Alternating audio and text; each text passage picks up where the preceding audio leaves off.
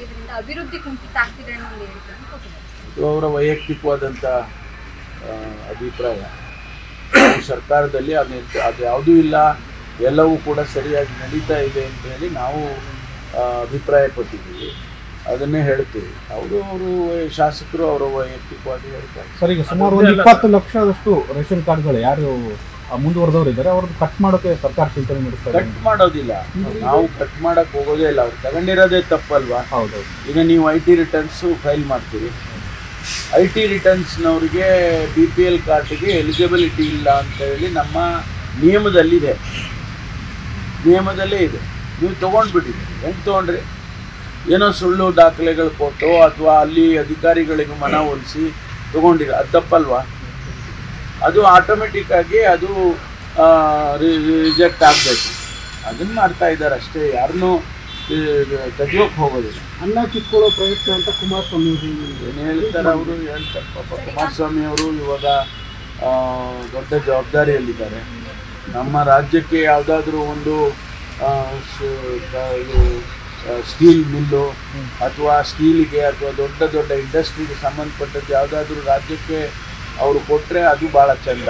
ಅಮೆರಿಕದಲ್ಲಿ ಈಗ DK ಶಿವಕುಮಾರ್ ಅವರು ರಾಹುಲ್ ಗಾಂಧಿ ಅವರನ್ನು ಭೇಟಿ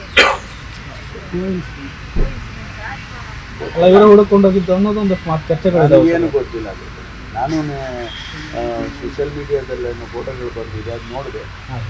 ನನಗೂ ಸಂತೋಷ ಆಯಿತು ಫೋಟೋಗಳು ಬಂದಿದ್ದು. ಅದು ಬಿಟ್ಟರೆ CM ಚರ್ಚೆ ಬಂದಮೇಲೆ ಸಿದ್ದರಾಮಯ್ಯ ನಡೆಸೋದಕ್ಕೆ ಅಲ್ಲಿ ತಂತ್ರಗಾರಿಕೆ ಮಾಡ್ತಿದ್ದಾರೆ. ಅಲ್ಲಿಗೇನು ನೋಡಿ, ಅವರ ಕುಟುಂಬ ಕರ್ಕೊಂಡು ಮಕ್ಕಳು ಶ್ರೀಮತಿಯವರ ಜೊತೆಯಲ್ಲಿ ನಾವು ಅಮೆರಿಕಕ್ಕೆ ಹೋಗಬೇಕು ಅಂತೇಳಿ ಹೋಗಿದ್ದಾರೆ.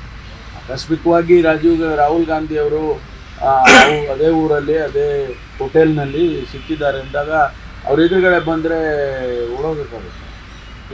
ಅವರಿಗೆ ಗ್ರೀಟ್ ಮಾಡಿದ್ದಾರೆ, ಅವರು ಇವ್ರಿಗೆ ಗ್ರೀಟ್ ಮಾಡಿದ್ದಾರೆ. ಅದು ಅಷ್ಟು ಬಿಟ್ಟರೆ ಮುಂದಕ್ಕೆ ನಮಗೇನು ಗೊತ್ತಿಲ್ಲ. ಸರ್, ಈಗ ಪ್ರಜ್ವಲ್ ರೇವಣ್ಣ ವಿಚಾರವಾಗಿ ಚಾರ್ಜ್ ಶೀಟ್ ಆಗಿದೆ. ಅತ್ಯಾಚಾರ ಆಗಿದೆ ಅಥವಾ ಆ ರೀತಿ ಬಳಕೆ ಮಾಡ್ಕೊಂಡಿದ್ದಾರೆ ಅನ್ನುವಂಥದ್ದು ಸಾಬೀತಾಗಿರುವಂಥದ್ದು, ಅಂದರೆ ಆ ರೀತಿ ಚಾರ್ಜ್ ಶೀಟಲ್ಲಿ ಬರ್ತಿದೆ.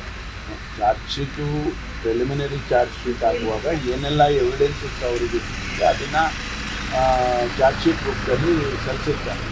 ಅಡಿಷನಲ್ ಆಗಿ ಮತ್ತು ಫರ್ದರ್ ಎವಿಡೆನ್ಸ್ಗಳು ಸಿಕ್ಕಿದಾಗೆಲ್ಲ ಅದನ್ನು 2ನೇ ಚಾರ್ಜ್ ಶೀಟು 3ನೇ ಚಾರ್ಜ್ ಶೀಟು ಕೊಡ್ತಾ ಇರ್ತಾರೆ. ಅಂತಿಮವಾಗಿ ಕೋರ್ಟಲ್ಲಿ ಏನು ತೀರ್ಮಾನ ಆಗುತ್ತೋ ಅದು ಮುಖ್ಯ. ಇವರು ಎವಿಡೆನ್ಸ್ಗಳು ಸಿಕ್ಕಿದಾಗೆಲ್ಲ ಚಾರ್ಜ್ ಶೀಟ್ ಸಬ್ಮಿಟ್ ಮಾಡ್ತಾ ಇರ್ತಾರೆ.